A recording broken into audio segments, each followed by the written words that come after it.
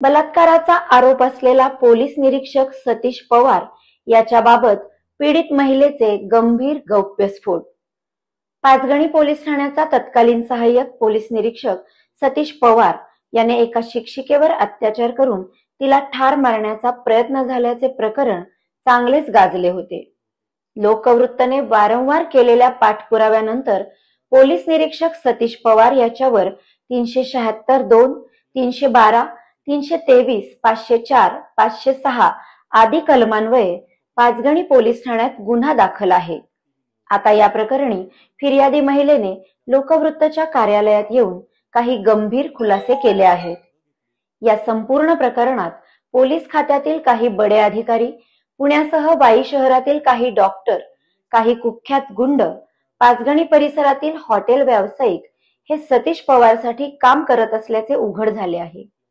Police खात्यातील काही वरिष्ठ अधिकारी सतीश पवार याला स्पेशल ट्रीटमेंट देत असल्याची चर्चा आहे. दरम्यान पीडित महिलेच्या व तिच्या 6 वर्षांच्या बाळाच्या जीवाला धोका असून फिर्यादी महिलेने दिलेल्या मुलाखतीत काही धक्कादायक आणि तितकेच गंभीर गौप्यस्फोट केले आहेत. पाहूया. नमस्कार. आज आपल्या लोकवृत्तच्या कार्यालयात एक गंभीर गोष्ट मी आपल्या समोर मांडणार आहे. आपण एक बातमी चालवली होती की पोलीस इन्स्पेक्टर सतीश पवार यांनी एका महिलेवरती अतिप्रसंग केला, त्यांचे संबंध होते आणि त्यांच्यावरती तो गुन्हा दाखल झाला. गुन्हा दाखल झाल्यानंतर बऱ्याच घडामोडी घडल्या. ही बातमी कधीच कुठल्याच मीडियाने प्रदर्शित केली नाही, मात्र ती ताकदीने लोकवृत्तांनी प्रदर्शित केली आणि FIR कॉपी मिळवली. FIR कॉपी पण मिळत नव्हती, पण तीही मिळवली. त्यानंतर आणखीन घडामोड घडली. ज्या आपल्या समवेत ताई बसलेल्या आहेत त्यांनी तक्रार दाखल केली होती. त्यांनी ती तक्रार मागं घेतली. मागं घेतल्यानंतर आज पुन्हा ती तक्रार मागं घेऊन त्यांनी नवीन एक स्टेप घेतलेली की जी पूर्वीची तक्रार होती ती आहे तशीच आहे. माझ्यावर जो झालेला अन्याय आहे त्यावर मी ठाम आहे आणि मी कुठल्याही परिस्थितीत आता तक्रार मागं घेणार नाही, अशी त्यांनी भूमिका घेतलेली आहे. त्या विश्वासाने आपल्या कार्यालयामध्ये आलेल्या आहेत. आपल्याला सांगणार आहेत की ही सगळा जो पोलीस इन्स्पेक्टर सतीश पवार यांनी जो त्यांच्यावरती अन्याय केला, काय काय कशा पद्धतीने अन्याय झाला, त्याच त्यांची आपली कहाणी आपल्याला सांगतील. ताई, मी आपलं लोकवृत्तमध्ये स्वागत करतो. खरं तर मी अनेक वेळा तुम्हाला म्हणत होतो की समोर या बोला, पण तू आज योग आलेला आहे. सतीश पवार यांच्या बाबतीमध्ये काय घटनाक्रम सांगाल, कशी सुरुवात झाली आणि तुमच्यावर अन्याय कसा झाला? मी हेच सांगेन की त्याने माझा सुरुवातीला विश्वास संपादन करून किंवा तुला नोकरीस लावतो किंवा त्याचं आणि माझं गाव एकच आहे, त्यामुळे मला काही तो अनोळखी असं नव्हता. आणि बोलणं तो जेव्हा बंड गार्डनला होता तेव्हापासून म्हणजे कॉन्टॅक्ट होतं दोघांचं. त्याच्यानंतर नोकरी, माझं BEd वगैरे तो म्हणाला की करून घे. त्याचे माझे सुरुवातीचे पैसेही त्यांनीच भरले. नंतर मी त्याला ते परतही केले, सदर जी काही अमाऊंट होती ती. तर त्यात आमचं बोलणं अधूनमधून कधीतरी होत होतं. पण त्याची बंड गार्डनला पोस्टिंग असल्यापासून बोलणं सुरू होतं आमचं. त्याच्यानंतर त्याची पोस्टिंग पाचगणी येथे झाली. पाचगणीला झाल्यापासून मी मला वाटते 27 जानेवारीला पाचगणीला 31st साठी आले होते.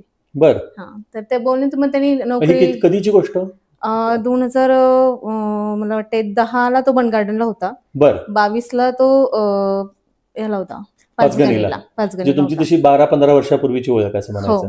हो, ओळख होती. काय नाही म्हणजे ओळख होती. त्याच्यानंतर तुम्ही पाचगणीला, त्यांनी तुम्हाला पाचगणीला बोलवलं. मग तिथं पुढे काय घडलं ते सांगा. त्या दिवशी मी म्हणजे उशीर झाला त्यामुळे मी थांबले तिथं. त्यांनी माझी सोय रेन फॉरेस्टच्या हॉटेलला केली होती की तू तिथं जा, तिथे सोय केलेली आहे. 31st जे आहे तर तिथे थांबून मग तू दुसऱ्या दिवशी पुण्याला जायचं असं माझं ठरलेलं. तर त्या दिवशी त्यांनी मग हे सगळ्या गोष्टी माझा विश्वास संपादन करून फर्स्ट टाइम आमचं जे कॉन्टॅक्ट म्हणजे त्यांनी माझ्याशी हे केलं रेन फॉरेस्ट हॉटेलला झाली. त्याच्यानंतर मग आम्ही एकमेकांशी आमचं बोलणं वाढत गेल्याच्या नंतर त्यांनी मग शिक्रापूर येथे तुझ्यासाठी मी पोस्टिंग घेतोय आणि तिथून मला तुझ्यावर लक्ष किंवा माझा मुलगा आहे त्याच्याकडे लक्ष देणं सोपं जाईल असं त्यांनी मला सांगितलं.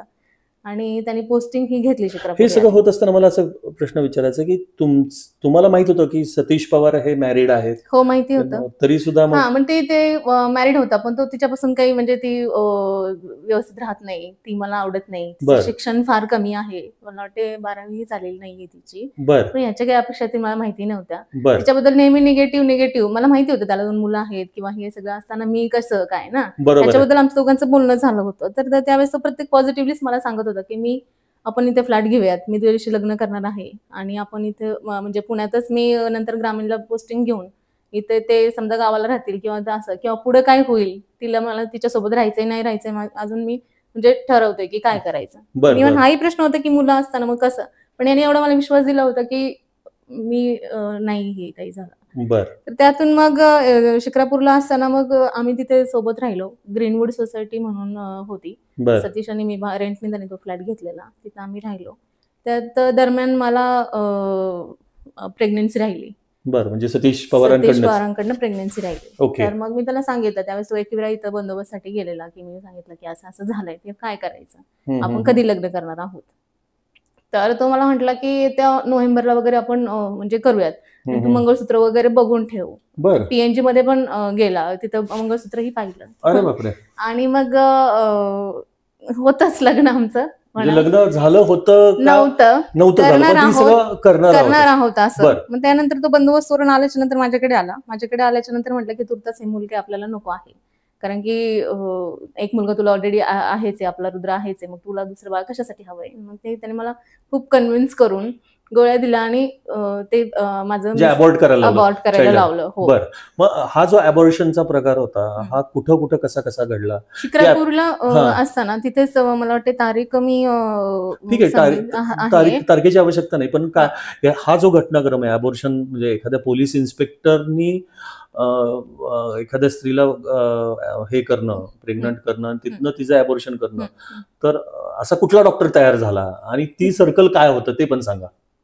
तर ते त्याच्या ओळखीचे होते, कारण की मला त्या गोळ्यांचं काही माहिती नाही, त्यांनी म्हणजे कुठून आणलेलं काय केलेलं, कारण मी शिक्रापूरला असताना मग त्यांनी तिथंच म्हणजे त्या गोळ्या खाल्ल्या आणि माझं मिसकॅरेज झाला. त्याच्यानंतर की सांगितलं की ऑपरेशन करून घे, आपल्याला काही बाळ नको आहे. त्याच्यासाठी मग आईला माझ्या माहिती आहे हा सगळा प्रकार काय. तर मग मी नंतर सुपा म्हणजे आमचं जे गाव आहे तिथे डॉक्टर सुंबे हॉस्पिटलला मी ऑपरेशन केलं फॅमिली प्लॅनिंगचं. आणि त्याच्यानंतर मग हे लग्नाचा विषय तो वारंवार पुढेच ढकलत होता, पण मला असं वाटलं की कुठेतरी रिलेशन आणि बाळाचं म्हणजे नको म्हणतोय, हा दोघांच्या संमतीने झालं तर ठीक असं म्हणून मग मी ते गोष्टीला तयार झाले, ते केल्या. त्या सगळ्या झाल्याच्या ऑपरेशन झालं. ऑपरेशन झाल्याच्या नंतर म्हणजे चाललं होतं सुरळीत, तर मग असं काही हा नेहमी लग्नाचं पुढेच ढकलत होता. इव्हन मी माझ्या हे जे साक्षीदार आहेत त्यांनीही एकदा त्याला भेटले की तुझं काय आहे, तू सांग तिला नेमकं की काय करायचंय, लग्नाचं जे आहे तू म्हटलंयस तिला. तर तो म्हटलं की नाही, आम्ही येत्या नोव्हेंबरला आम्ही लग्न करणार आहोत आणि तिच्या घरच्यांशीही मी बोलणार आहे किंवा अशा सगळ्या गोष्टी त्यांनी सांगितल्या. विश्वास म्हणजे तो कधी नाही म्हटलाच नाही ह्या गोष्टीला की मी तिला मी नाहीये. पण हे सगळं करत असताना ते असं म्हटले होते का की मी माझ्या पहिल्या पत्नीला डायव्होर्स देणार, म्हटले होते तुम्हाला असं? अच्छा, मग पुढे घटनाक्रम काय झाला? मग नंतर असं झालं की आम्ही शिक्रापूरला राहत असताना तर त्याच्या मोबाईलमध्ये मी काही महिलांचे फोटोज बघितले. हो, जे तुम्ही मला आधी पण सांगितलेलं आहे. हो. आणि त्यानंतर मग मी विचारलं त्याला की हे काय आहे, तर मला म्हटलं की त्याची बॅचमेटच आहे ती, तर तिच्याशी माझे पहिले संबंध होते, प्रेम संबंध आमच्या दोघांचे होते, पण आमच्या दोघात आता तसं काही नाही आहे, तू त्याच्यावर विश्वास ठेव.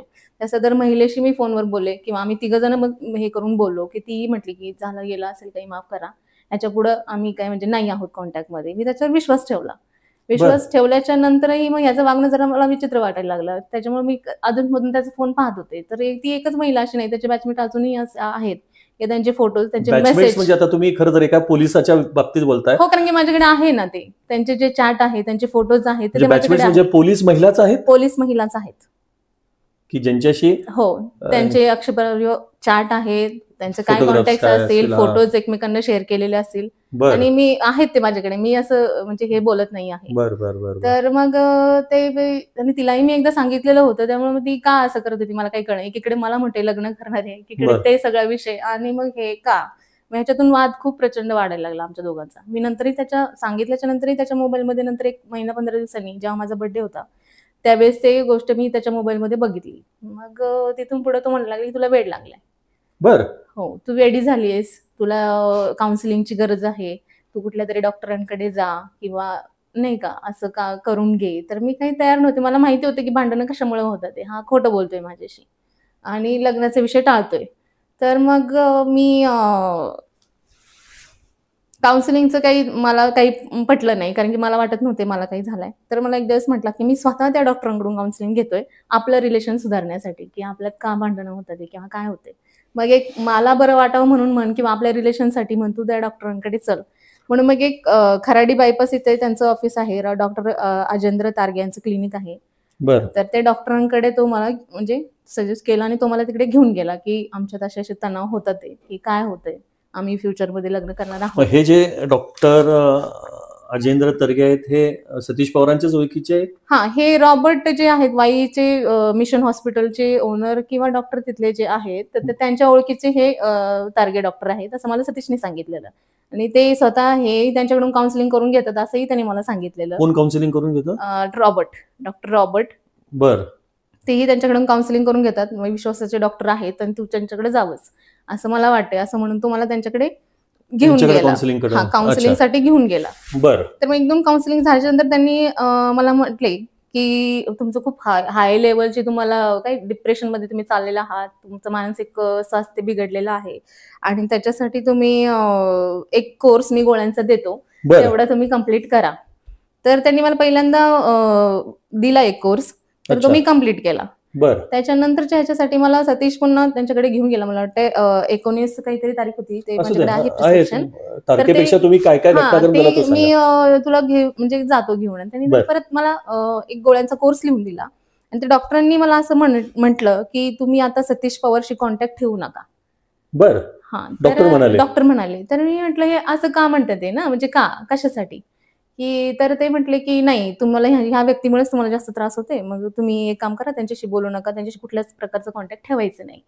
तर मी तिथं काही म्हटलं नाही. मग त्यांनी मला परत एक गोळ्यांचा कोर्स लिहून दिला. त्या गोळ्या मी घेतल्या, सतीशने त्या मेडिकलमधून आणल्या, त्याच्यावर म्हणजे स्टॅम्प वगैरे आहे त्यांचं, ते आणल्या. आणि आणल्याच्या नंतर मग तो बाहेर आला, म्हणजे डॉक्टर म्हणतात आपण तसं करूयात. म्हटलं काय संबंध ना, म्हणजे तू मी वेगळं व्हायचं म्हणजे काय, एवढ्या गोष्टी सगळ्या पुढे आलेल्या आहेत, मग आता म्हणजे का, मला काही म्हणजे कळतच नव्हतं मला की हे काय चाललंय. मग ते गोळ्यांचा कोर्स मी म्हणजे सुरू केल्या त्या गोळ्या सुरू केल्याच्या नंतर मला एकदम असं ब्लर दिसायचं, भूक लागायची नाही आणि चक्कर यायची मधूनच. मी स्कूलमध्ये 2-3 वेळा चक्कर येऊन पडले, माझ्या सोसायटीमध्ये असेल किंवा असं, मला कळायचंच नाही की मी हे सगळं काय करतेय. आणि प्रचंड त्रास झाला त्याच्यातून. मग ह्या ज्या गोळ्या घेतल्या, ह्या गोळ्या घेतल्यानंतर तुम्हाला त्रास झाला, मग ह्या गोळ्या कशाच्या होत्या, काय होत्या, तुम्ही क्रॉस व्हेरिफिकेशन केलं का? होत होता ह्याच्यातून की काहीही म्हणजे मेमरी म्हणतो ना आपण ते, की काही काय केलं मी, काय करते मला काही कळत नाहीये. तुमची मेमरी लॉस व्हायला लागली? मेमरी लॉस व्हायला लागली, हो. मला कळेच ना की मी नेमकं करतेय काय. मला काही सुचतच नव्हतं की मला काय होतंय. मी याला वारंवार सतीशला सांगितलं की मला ह्या गोळ्यांनी त्रास होतोय आणि मला हे असं होतं. म्हणतो नाही, तुला आपलं रिलेशन सुधारायचं असेल तर तुला हे कम्प्लीटच करायला लागेल आणि तू हे सुरू ठेव. मला त्यांनी मेसेज करून आठवण करून द्यायचा स्कूलमध्ये इकडे तिकडे मी असताना की तू दुपारच्या गोळ्या घेतल्यास का, संध्याकाळच्या घेतल्यास का किंवा सकाळच्या घेतल्यास का, असं. पण मग त्या गोळ्यांनी प्रचंड त्रास झाला हे विचारण्यासाठी की. आणि नंतर तर ते सांगायचं राहिलं की हे झाल्याच्या नंतर तो माझ्याकडे आल्याच्या नंतर की डॉक्टरांनी सांगितलं आपण असं करूयात की तू माझ्याशी अजिबात कुठलाही कॉन्टॅक्ट ठेवायचा नाही. म्हणजे मला नाही शक्य, म्हणजे कसं ना करणार हे. तर मग तो तेवढं सांगून मला निघून गेला, माझ्या घरी राहिलेला. ते सांगून मला निघून गेला आणि त्यांनी माझे नंबर वगैरे सगळे ब्लॉक केले की माझं त्याचं काही कॉन्टॅक्टच नाही. मग मी माहिती काढली तर तो अहमदाबाद इथे गेला होता काही दिवसांसाठी. मग तिकडनं आल्याच्या नंतर मला कळलं की तो पाचगणीला आलाय. मग मी पाचगणीला त्याच्याकडे गेले, मी डायरेक्टच गेले, कारण की कॉन्टॅक्ट काही नव्हताच, की तू हे सगळं का केलंस ना. तर मग गेल्याच्या नंतर त्यांनी मला तिथे घरी बघितल्याच्या नंतर एकदम त्याचा रागाचा पाराच वाढला की तू इथं कशासाठी आलेस, काय संबंध तुझा, माझा काहीही संबंध नाही आहे. असं करून त्यांनी मला हाकलायचा तिथून प्रयत्न केला आणि जोरात हाताला पकडलं, घरातून ओढत बाहेर आणला. मला म्हटलं तुला आणि तुझ्या मुलाला नेऊन टेबल लँडला नेऊन मारून टाकतो, कुणाला पत्ता पण लागणार नाही. मी माझा दादा जगताप आहे, ते वाईचे आहे, त्याचा फ्रेंड आहे चांगला. तो कोण आहे दादा जगताप? आय डोंट नो, म्हणजे मला माहिती नाही ती व्यक्ती, पण मी त्यांच्यासोबत कायम बघितलेले. त्यांचे जे काही छोटी मोठी कामं असतात तर ते सतीश पवारांची कामं ते दादा जगताप करतात. तर ते त्याला सांगतो. किंवा तिचा वसुदाचा भाऊ आहे गणेश पठारे, त्यांचे काही म्हणजे पूर्वीचं काही रेकॉर्ड, त्यांच्या मिसेसचा भाऊ, मी त्याला सांगेन, तो तुला गायब करेन, असं करेन. मग त्यांनी भरपूर धमकवलं. आणि मी म्हणते, तू मला फक्त मी याच्यासाठीच आले, मी काय आरडाओरडा करायला आलेली नाही, तर तू हे जे माझ्याशी वागलायस ते का वागलायस, एवढंच मला उत्तर हवंय त्याचं. बरं. तर त्यांनी काही केलं नाही. तर त्याने मला ओढत बाहेर आणलं आणि त्याच्या बायको समोर मला मारलं. बर. वसुधा समोर मला मारलं त्याने, की इथून तू चालती हो, असं कर तसं कर असं. मग त्याच्यानंतर त्याचाच जो पूर्वी तो पाचगणीला असताना त्याचा ड्रायव्हर होता, त्याच्याची टॅक्सी सांगितली त्यांनी आणि तिथून मग मी माझ्या घरी ह्याला आले, लोणी काळभोरला आले. बर. त्याच्यानंतर हे सगळं माझ्याबरोबर झालंय, माझी फसवणूक झाली, की काय करू मी, मला काही सुचत नव्हतं, कळत नव्हतं. मग कुठेतरी असं वाटलं की असं नाही, म्हणून मी ठरवलं की मी तक्रार द्यायची. बरं. तक्रार द्यायची ठरवल्याच्या नंतर मी अर्ज केला पाचगणी पोलीस स्टेशनला, की असं कधीची गोष्ट ही? ते तारीख नाही, म्हणजे साधारण कुठला वर्ष किंवा काय? 2022, 23, 24 काय? सध्या 25 डिसेंबर, मला नोव्हेंबर डिसेंबर मध्ये. तर मी आले त्यांच्याकडे, ते अर्ज दिला. तर सरांनी मला असं सांगितलं की मग तुम्ही पाचगणी पोलीस स्टेशन प्रभारी आहेत आपले दिलीप पवार सर. बरं. तर ते म्हणजे मला एसपीशी चर्चा करावी लागेल, हे खूप मोठ्या अधिकारी लेवलचं आहे आणि आम्हाला बघावं लागेल की काय झालंय काय नाही, आणि मग मी तुम्हाला तसं कळवतो. तर त्यांनी तो अर्ज मला वाटतं दिला, काय केलं त्यांचं त्यांना माहिती. त्या अर्ज दिल्याच्या नंतर तब्बल महिना गेला. तर म्हटलं की अर्जाची चौकशी चालू आहे, अर्ज एसपी साहेबांकडे आहे, समीर शेख सर. फॉलोअप घेत होता? मी फॉलोअप घेत होते, पण ते मला उडीची उत्तर देत होती की नाही, एका मोठ्या अधिकाऱ्याविरुद्ध तुम्ही हे करताय आणि मग एवढं लगेच सगळं काही होणार नाही, काही होणारच नाही, तुमच्यातच काही मिटतंय का बघा, असं हे यांनी सांगितलं. त्याच्यानंतर मी समीर शेख यांना भेटायला आले की माझा अर्ज देऊन आज जर 45 दिवस होतं ते, आणि अजूनही त्याच्यावर काहीच तुम्ही कारवाई केली नाही, की का केली नाही. तर सरांनी मला भेटायला, म्हणजे ते विचारण्यासाठी तर साताऱ्याला त्यांच्या ऑफिसला आले. त्यांनी मला आणि माझ्या मुलाला 1.5 तास बाहेर बसवून ठेवलं, किंवा भरपूर हॅरेसमेंट अशी झाली की माझंच कुठेतरी हे नाही का, मानसिक संतुलन हे होऊन किंवा माझी मानसिक तयारी पूर्णपणे हे करण्याचा त्यांनी प्रयत्न केला, पण मी लावूनच धरला की नाही. तर मग ते झाल्याच्या नंतर किंवा जे तपास अधिकाऱ्यांकडे अर्ज त्यांनी डीवायएसपी मॅडम शेंडगे मॅडम होत्या, त्यांना दिलेला, त्यांनी माझा नंबर ब्लॉक करून ठेवलेला, कधी त्यांनी माझा फोन उचलला नाही. शेंडगे मॅडमला भेटला का नाही? मी भेटायला गेले ना त्यांना, भेटायला गेले म्हणजे कधी, ज्यावेळेस त्यांनी मला विचारलं की म्हणजे समीर शेख सरांनी किमान तुमचा अर्ज तपासण्यासाठी तरी दिला, म्हणजे तुमची चौकशी, तुमच्या ज्या तक्रारीची चौकशी होती ती एका डीवायएसपी लेवल कडे गेली. हा, मग तिथं काय झालं ते सांगा मला. त्यांनी मुळात म्हणजे फार उडवडीची उत्तर मला दिली. शेंडगे मॅडमनी उडवडीची उत्तर दिली, माझे फोन घेतले नाही. पुणे टू सातारा येणं, वडूजला येणं किंवा माझ्या मुलाला घेऊन येणं मला वडूजला बोलवायच्या, हो, शक्य नव्हतं. पण कधी मी भेटायलाही गेले किंवा कधी फोनवरून कॉन्टॅक्ट केलं, पण त्यांनी मला कधी हे नाही उत्तर, म्हणजे माझा फोनच नाही उचलला त्यांनी. त्यांचे जे रीडर होते, अश्विनी आहे वाघमारे मला वाटते आहेत त्या रीडर, तर त्यांनी उचलला तर त्याही अशा एकदम ह्याच्यात बोलायच्या की काय तुम्हाला समजतं का, तुम्ही सारखं कशाला फोन करता, आणि एका मोठ्या अधिकाऱ्याविरुद्ध अर्ज आहे, तुम्हाला समजतंय का. तर असं करून त्या मला नेहमी, म्हणजे कधी असं मला काही पॉझिटिव्हली त्यांनी हे केलं नाही. बरं. खूप मानसिक त्रास झालाय. 47-48 दिवस त्यांनी मला अर्ज चौकशी करून गुन्हा दाखल करायला. ज्यावेळेस तुम्ही सर, खरं तुमचे आभार, तुम्ही सांगितलं की असा असा प्रकार घडलाय. त्यानंतर मग एसपी साहेबांनी, नाही, आमचं तर खरं सुरुवात अशी झाली होती, आम्हालाही सर्व म्हणजे दर्शकांना मी सांगतो की मॅडमचा अर्ज होता, तो पेंडिंग होता, हे आम्हाला कुठलीच कल्पना नव्हती बेसिकली. पण ज्यावेळेस साताऱ्यामध्ये एक ट्रॅप झाला अँटी करप्शन ब्युरोचा, त्याच्यामध्ये निकम नावाचे जे न्यायाधीश आहेत, धनंजय निकम नावाचे न्यायाधीश, तर त्यांनी अँटिसिपेटरी बेल हा सतीश पवारांना दिला होता.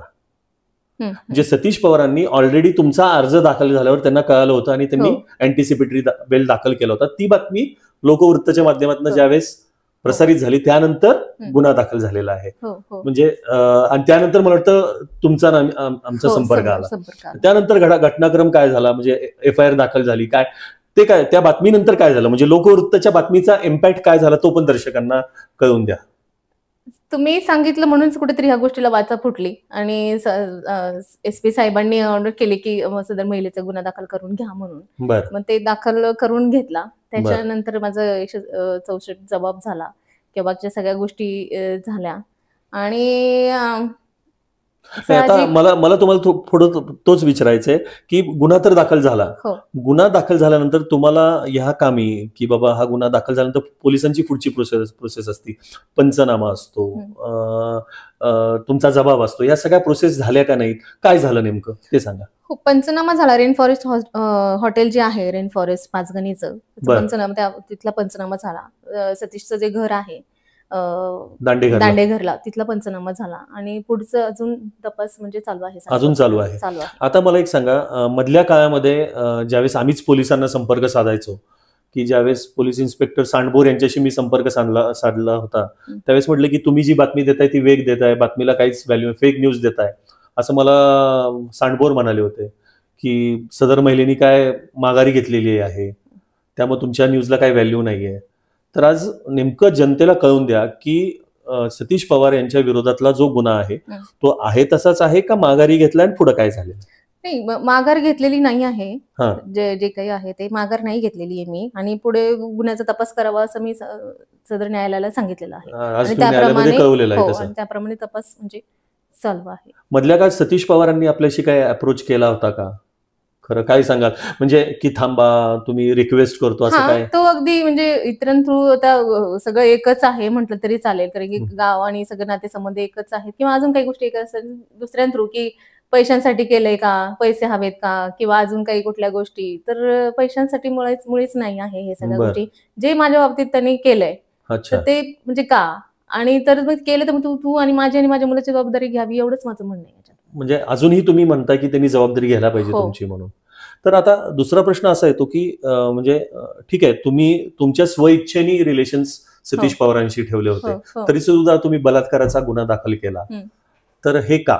म्हणजे हा प्रश्न पडतोच की ह्याच्या मागचं नेमकं कारण काय आहे, की नेमका तुमचा कुठला त्रास झाला? म्हणजे तुम्ही ते एक तर रिलेशन्स सहमतीने ठेवले गेले होते, बरोबर आहे, आणि तरी सुद्धा मग की जबरदस्ती केली गेली, हे का? हे जे आहे तर तिथे सुरुवातीला मी जसं म्हटलं की तो मला जे सदरचं विद्यालय आहे तिथे मी तुला नोकरी लावून देतो, तो माझ्या मिस्टरांनाही भेटला होता की आम्ही दोघं जण लग्न करणार आहोत. म्हणजे तोही म्हणजे ते विषय काही राहिला नाही. आणि बाकीच्या गोष्टी की जो फ्लॅट बघायला आम्ही गेलेलो, एकंदरीत त्यांनी मला स्वीकारलंच होतं ना, की ॲज अ बायको म्हणून त्यांनी मला स्वीकारलेलंच होतं. मग म्हणजे हे सगळी मोठी सगळी आमिष दाखवली. दुसरी गोष्ट तुम्ही काय सांगाल की तुमच्या बाबतीमध्ये तुम्हाला जे मेडिसिन्स दिले गेले तो सगळ्यात म्हणजे ठीक आहे, तुमच्या बाबतीत अन्याय झाला, पण हा मला म्हणजे माझ्या दृष्टिकोनातनं किंवा मला जे जाणवतंय की मेंटली हॅरॅसमेंट करून म्हणजे तुमची मेमरी लॉस करणं, हा जरा थोडासा भयानक प्रकार आहे. काय सांग, का करावं त्यांनी असं, हेच मी. आणि त्याला म्हणजे एवढं सगळं रिलेशन पुढे गेलेलं असताना आता हिला मी काय सांगून मी मागे हो, असं कदाचित त्याला प्रश्न पडला असेल. किंवा दुसरी गोष्ट असे की त्याने जे मला घरच्यांबद्दल जे काही सांगितलेलं असेल किंवा माझी बायको किंवा तिच्या संबंधित सगळ्या गोष्टी, ते कुठेतरी काहीतरी झालेलं असं मुळात त्यांनी का केलं हेच मला कळलेलं नाही. अच्छा, तुम्ही ह्या सगळ्या प्रकरणाच्या बाबतीमध्ये ठीक आहे, आता लोकवृत्तच्या माध्यमातून तुम्ही आमच्याकडे आलाय, पण सातारा जिल्ह्यातील भरपूर पत्रकार आहेत किंवा महाराष्ट्रात पत्रकार असतील, तुम्ही कुणापर्यंत ही तुमची आबिती सांगितली का? मी सांगण्याचा प्रयत्न केला. पाचगणीचे जे कोणी आहे त्यांचं मी नाव घेणार नाही, ज्यांच्याशी माझं फोनवर बोलणं झालेलं की सदर घटना अशी घडलेली आहे आणि ती खरी आहे, तर मग तुम्ही का नाही काही बोलत आहात त्याच्यावरती. तर त्याच्यावर तिकडून मला असं म्हणजे त्यांनी म्हटलं की मॅडम एक मताने ठराव झालाय की तुमची बातमी लावायची नाही, की पवार साहेबांविरुद्ध कुठलीही बातमी लावायची नाही. मॅप्रोचे जे हे आहेत मॅनेजर असावेत तिथे, ते काय पोस्टला आहेत मला माहिती नाही, ऋषिकेश मापारी, त्यांनी सगळ्या पत्रकारांना बोलवलं होतं, जेवण वगैरे ठेवलेलं, आणि तिथे असं एक मताने सांगितलं की सतीश पवार विरुद्ध कुणाही बातमी लावायची नाही. नाहीच लावली त्यांनी. जे एकमेव लोकवृत्त सोडलं तर माझं कुणीच म्हणजे मला कुणीच हे केलं नाही मिळालं नाही. बरं, आज तुम्ही लोकवृत्तच्या कार्यालयात आलेला आहात, जे तुम्ही अनुभव घेतलेत एक महिला म्हणून थोडक्यात तुम्ही आमच्या प्रेक्षकांना सांगा. एक मला असं म्हणायचं की खूप विश्वासाने आपण बघतो, म्हणजे कुणाकडे न्यायदेवता असेल किंवा पोलीस लोक असतील की असं कुठेतरी वाटतं की ह्यांच्याकडे गेल्याच्या नंतर की आपल्याला नाही का कुठेतरी न्याय मिळेल. पण इथं असं सगळे की ती सगळी सिस्टम एक आहे की हा त्याला वाचवायला बघतोय, तो याला वाचवायला बघतोय, याला वाटतं की माझं नाव जायला नको, त्याला वाटतं माझं नाव जायला नको, पण माझं काय ना, जरी तो एक पोलीस अधिकारी असला तर मग माझं काय. बर, तो अधिकारी होता, त्याला माहिती होतं की पुढे गेल्या कुठल्या गोष्टी होऊ शकतात, नाही होऊ शकतात. सर्वसामान्य किंवा एखाद्या सामान्य माणसाकडून घडलं त्याला माहिती नसतं की ह्याचे परिणाम काय होऊ शकतात. पण ह्याला सगळं एक PI लेवलचा जर अधिकारी जर अशा गोष्टी करत असेल तर बाकीच्यांनी काय करायचं? बरोबर बरोबर मला एवढंच म्हणायचंय. आणि अजूनही जे हाय लेवलचे अधिकारी आहेत त्यांनी याला त्याच्यात जी मदत केली ती का केली?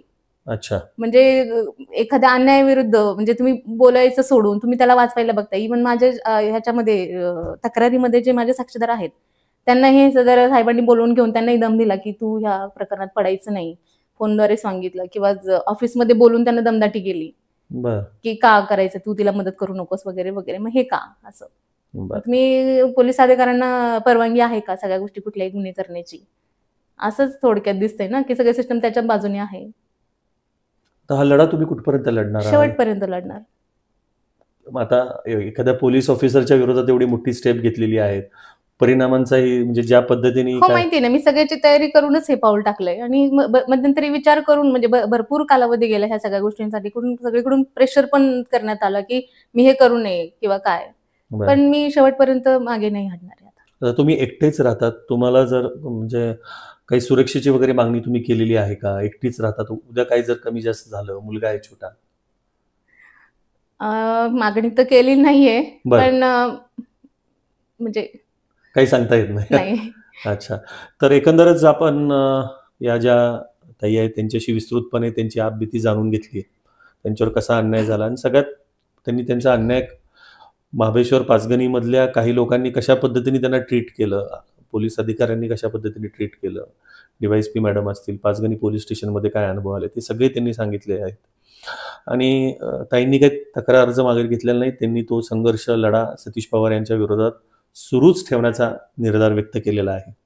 तुम्ही विश्वासाने आज आमच्या लोकवृत्त कार्यालयामध्ये आला, तुमच्या ज्या मनातल्या भावना आहेत त्या अगदी विस्तृतपणे आमच्याशी मांडल्या, त्याबद्दल मी तुमचे आभार व्यक्त करतो. धन्यवाद. आपको कलेक्टर साहिबा के हाथों से इनामी घर मिल रहा है. आपका घर बहुत सुंदर होगा ना? अरे नहीं बेटा, हम तो बहुत छोटे आदमी हैं। चाचू डोंट वरी, मैं बड़ी होकर आपके लिए और सबके लिए मजबूत और सुंदर घर बना के दूंगी। कालिका सरिया लाना मत भूलना। कालिका TMT सरिया कंक्रीट से करे मजबूत जोड़ और भूकंप, संग, आग से लड़कर घर को दे दीर्घायु। कालिका सरिया मैं भूली नहीं। बेटिया आप कलेक्टर। कालिका TMT, फैसला जो मजबूत हो।